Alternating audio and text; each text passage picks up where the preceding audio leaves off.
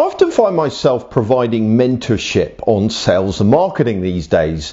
Whether it's a web design agency, some freelancers, not-for-profit or a corporate client, they all basically want the same thing. They want to promote themselves and they want to close deals.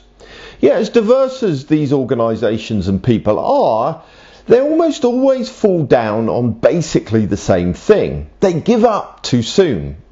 Whether you're trying to sell your services or promote your offering, you need to do it with dogged determination. Take, for example, sales. According to the National Sales Executive Association, over 80% of sales happen after at least 5 interactions. Let me say that again. 80% of sales happen after at least 5 interactions. Yet only 25% of salespeople bother to make a second contact with a prospect. My dad used to be a salesman, and when I started my own agency, he gave me the best piece of advice I've ever received. Follow every sales lead to destruction. In other words, keep talking to your contact, keep talking to your lead until they say no. I've followed that advice ever since, and it's paid dividends countless times. Times when the initial sales lead had gone cold and I thought it was dead. Yet months, or in some cases even years later, it came to something because I had bothered to stay in touch. But that never give up, never surrender attitude shouldn't just apply to sales, it should apply to marketing too. The world of marketing has changed, especially online, and content marketing is now one of the most effective ways of connecting with consumers.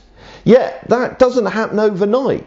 Blogs, podcasts, social media channels, all of those kinds of things take time to build a following, yet many give up when they don't see results. Posting every week slips to posting once a month and then every few months when things get slow. No wonder people don't see results. No wonder they get frustrated.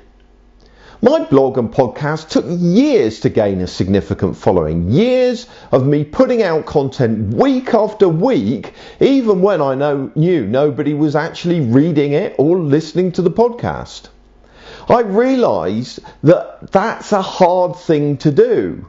It can feel like you're wasting your time flogging a dead horse, that perhaps it's more sensible to give up.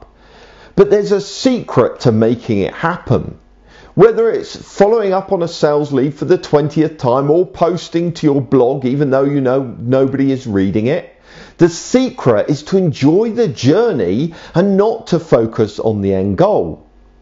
When we follow up on a sales lead, we do so because we want to win work. When we write a blog post, we do so because we want lots of people to read it. Sure, those are our ultimate goals, but they shouldn't be our only ones, because if those are our only goals, then every blog post that isn't read and every call that doesn't result in a sale is a failure.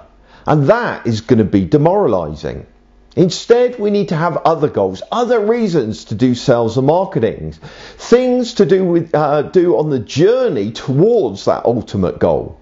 I've just got off a call with a potential sales lead. He said that he might have some consultancy work for me towards the end of this year. Now that could have felt like a real failure. After all, it wasn't really much of a commitment. But do you know what? That wasn't my only reason for calling.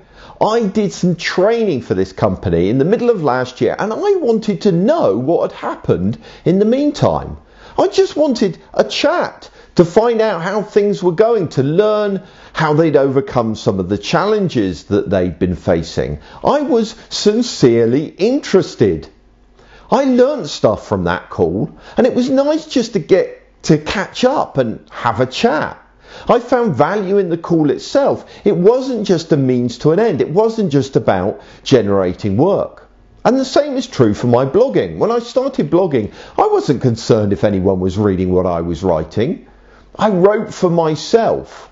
Writing to get my ideas straight in my mind. Writing to help me remember what it was I was learning. And social media is the same too. I use social media to engage with people, to talk to people. Sure, I like that it helps build my personal brand, But I keep sharing on social media because I enjoy it, not because I think I'm going to become a web celeb because of it. And that's the key here. If your sales and marketing strategy is just about selling more, then it's going to end up with you giving up when things get tough. Even actually when things are going well, you'll end up giving up because marketing will seem unnecessary.